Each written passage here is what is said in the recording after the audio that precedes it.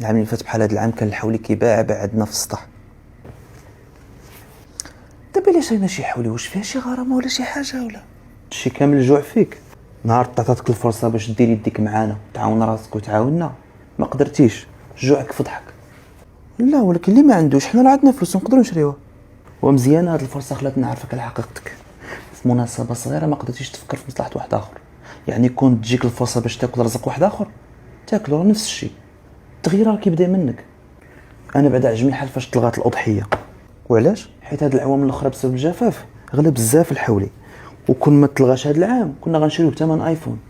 وكره النص ما قدرش يشري الحولي، وكاين اللي غيشريه بالكريدي ويخصو نص ساعه باش يلاه يرد الكريدي ديالو. راه هاد القرار مزيان باش نحافظوا على الثروه الحيوانيه. كون عيدنا هاد العام ما عرفتيش شحال الثمن اللي غيولي فيه العام الجاي، حيت غيكون قليل. وباش يرجع الحولي لثمنه كان خصنا ما نشريوهش هاد العام.